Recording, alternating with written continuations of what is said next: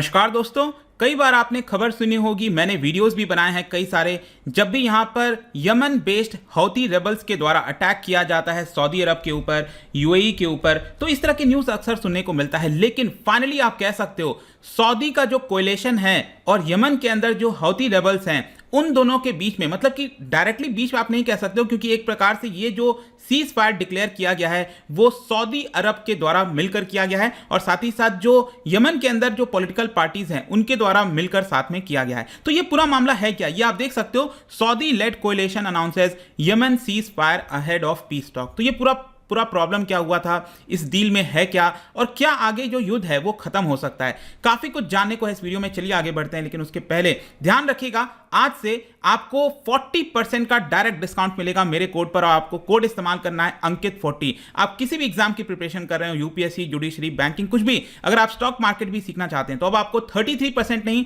अब आपको डायरेक्टली 40% मिलेगा। कोड इस्तेमाल करिए अंकित40। इसके अलावा अगर आप एमसीक्यूज अटेम्प्ट करना चाहते हैं तो मेरे इंस्टा पेज पर जा सकते हैं, वहां पर स्टोरीज में जितने भी एमसीक्यूज हैं उसको आप अटेम्प्ट कर पाएंगे।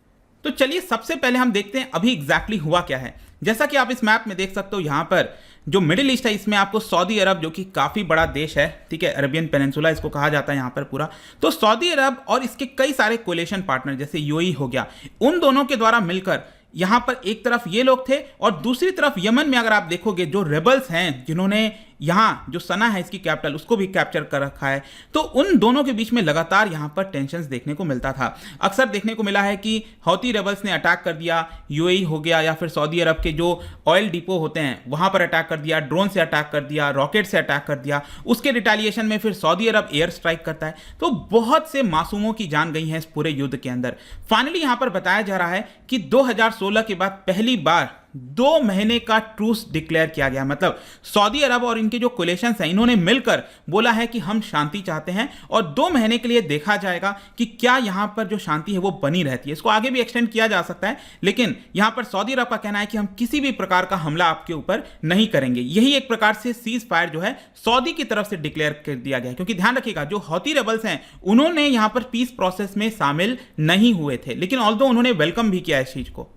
फर्दर आप देख सकते हो ये जो पूरा पीस है, सीज फायर एग्रीमेंट, ये यूनाइटेड नेशंस की मदद से किया गया। जाहिर सी बात है यूएस का बहुत इंपॉर्टेंट रोल था और 2 अप्रैल से ये ऑलरेडी इफेक्ट में आ चुका है। साथ ही साथ ये 2 अप्रैल वो दिन था जब रमजान स्टार्ट हुआ था, जो कि मुस्लिम होली मंथ का जो फास्टिंग है वो स्टार्ट होता है वहां से, तो रमजान भी वहीं से स्टार्ट हुआ। तो एक बड़ा संकेत देने की कोशिश की जा रही थी। 2015 से आपको, जैसे मैंने बताया, यहां पर जो भी युद्ध चल रहा है दोनों के बीच में, इसमें यहां पर बताया जा रहा है कि वर्ल्ड का वर्स्ट ह्यूमैनिटेरियन क्राइसिस देखने को मिला है। Hunger, poverty, civilian deaths. In fact UN का एस्टिमेट है कि 3,77,000, सोच के देखिए, आज के जमाने में 3,77,000 डेथ, मौतें 2021 में देखने को मिली थी, 2021 तक। इसके अलावा अगर मैं बात करूं, ये जो वॉर की शुरुआत है 2014 से, ये अगर आप देखोगे तो हौती जो रेबल्स हैं उन्होंने ये जो सना कैपिटल हो गया, नॉर्थ ईस्ट वाला पूरा रीजन हो गया, इसको कैप्चर कर लिया था, अपने अंडर में ले लिया था। अब ये जो हौतीज है ना, वो एक प्रकार से शियाइट आप कह सकते हो। तो शियाइट्स हैं तो जाहिर सी बात है इनको ईरान से काफी मदद मिल गई, एक प्रकार से बैकिंग मिल गई।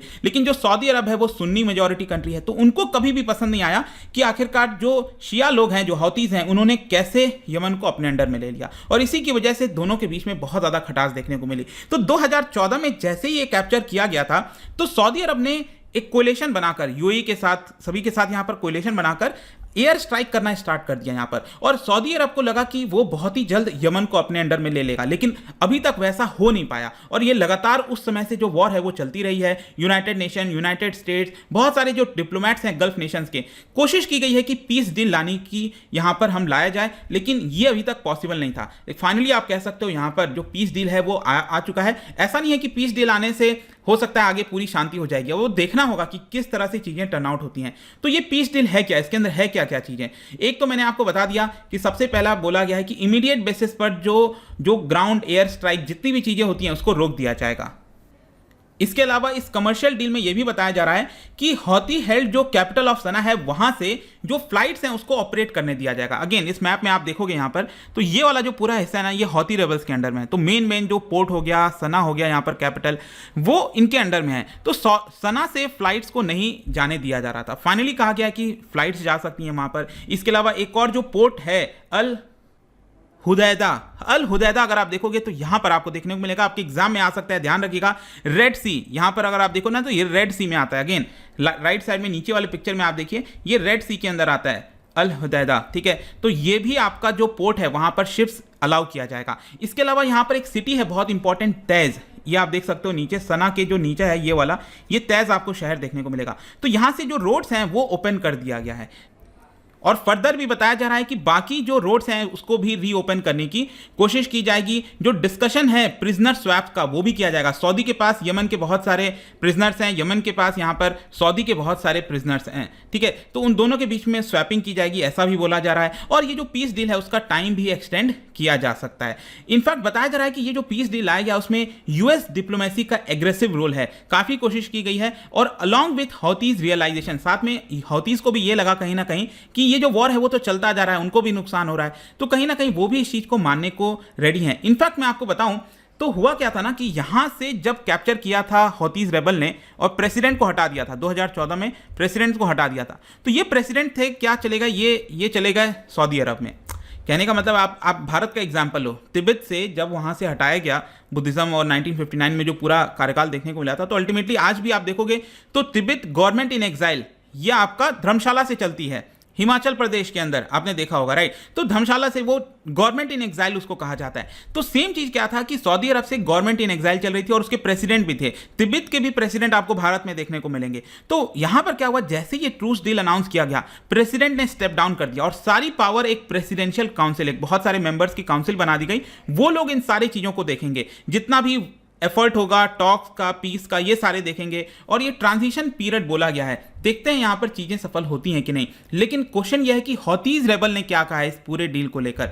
तो मैं आपको बता दूं कि हौतीज रेबल ने तो पहली बात तो पार्टिसिपेट किया नहीं था। इसका कारण यह था कि उनका कहना था कि ये जो पीस टॉक चल रही है वो सऊदी अरब में चल रही है, हम नहीं चाहते सऊदी अरब जाना, ये जो पीस डील है उसको किसी न्यूट्रल देश में रखा जाएगा तब हम पार्टिसिपेट करेंगे। लेकिन ऐसा हो नहीं पाया।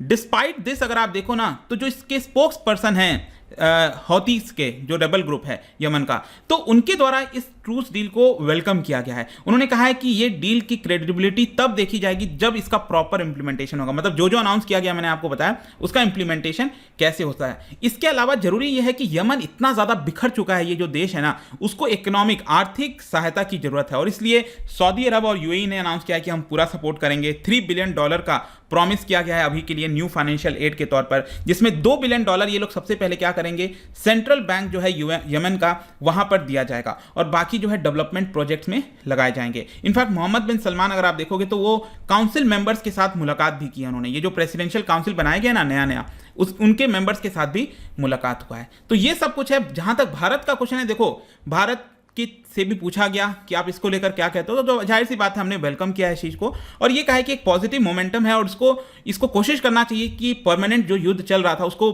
परमानेंट तरीके से खत्म कर दिया जाए। और जो एक्सटर्नल अफेयर्स मिनिस्ट्री के स्पोक्स पर्सन हैं अरिंदम बागची, उन्होंने ये भी बोला कि हमारे हिस्टोरिकल और फ्रेंडली टाइज भी हैं यमन के साथ और हम चाहते हैं कि वहां पर पीस बना रहे। देखते हैं आगे क्या होता है, बट एक बहुत ही हिस्टोरिक मोमेंट आप कह सकते हो, क्योंकि मैं आपको सच बताऊं, आप इनके बारे में जानोगे पढ़ोगे तो आपको खुद लगेगा कि जो वहां के नागरिक हैं उनका क्या कसूर था। अल्टीमेटली बहुत से लोग मतलब भूखमरी से ऐसे ही काफ़ी लोगों की जानें गई हैं इसकी वजह से। जाने से पहले एक इंटरेस्टिंग क्वेश्चन, क्या बता सकते हो इन 4 कंट्रीज में से कौन सा G7 का पार्ट नहीं है, ये आपको बताना है। इसका राइट आंसर आपको पता ही है, मेरे इंस्टाग्राम पर तो मिलेगा ही, वहां पर अगर आप नहीं हो कोई बात नहीं, टेलीग्राम से भी आप ले सकते हैं इसका सही उत्तर। मैं कई सारे जो MCQs हैं वो यहाँ पर स्टोरीज में डालता रहता हूँ। बाकी अगर आपको PDF चाहिए तो टेलीग्राम पर आइए, अलग अलग सोशल मीडिया पर भी आप जुड़ पाएंगे। और जैसा मैंने बताया, आप किसी भी एग्जाम की तैयारी कर रहे हो, अब से आपको डायरेक्टली 40% डिस्काउंट मिलेगा। सिंपली यूज दिस कोड अंकित40। आई होप कि वीडियो आपको पसंद आया होगा। मिलता हूं आपसे next time. Till then thank you very much, see you soon.